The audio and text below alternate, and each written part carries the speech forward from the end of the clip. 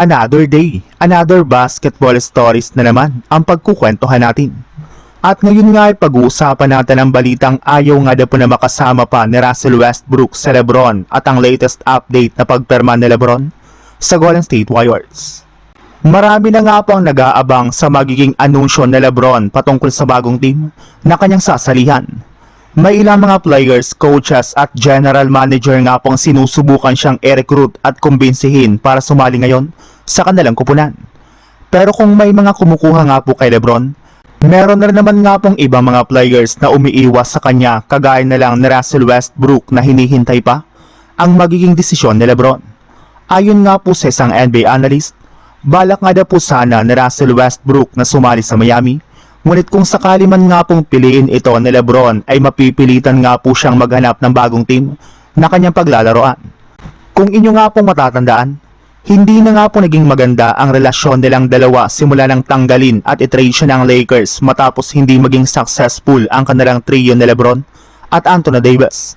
Masyado nga pong sinisi si Russell Westbrook sa mga pagkatalo noon ng Lakers, kaya hindi na nga po nakakagulat bakit ayaw na ni Russell Westbrook na makasama pang muli si LeBron ngayong offseason sa iisang kupunan. Sa ibang balita naman, ang NBA agent na nga po ni LeBron na si Rich Paul ang isa sa mga may kaalaman kung anong team ang sunod na paglalaroan ng kanyang superstar. Madalas rin naman nga po niya itong nakakausap ng mga nagdaang araw kaya hindi na nga po nakakabigla kung si Rich Paul man ang unang makakaalam sa magiging desisyon ni LeBron.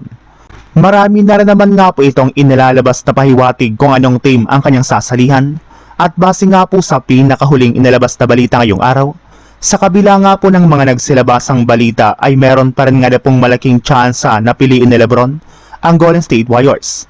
Marami rin naman nga po ang nagsabi sa kanya na ang JSW nga daw ang best team para kay LeBron at makapagbibigay dito ng mataas na tsansa na makapag-compete sa kampyonato. Bukod rin nga po dyan, ang kanilang magiging tandem nga po ni Stephen Curry ang isa sa mga aabangan talaga ng mga fans sa susunod na season. Masaya rin naman nga po si LeBron na makasama si Stephen Curry.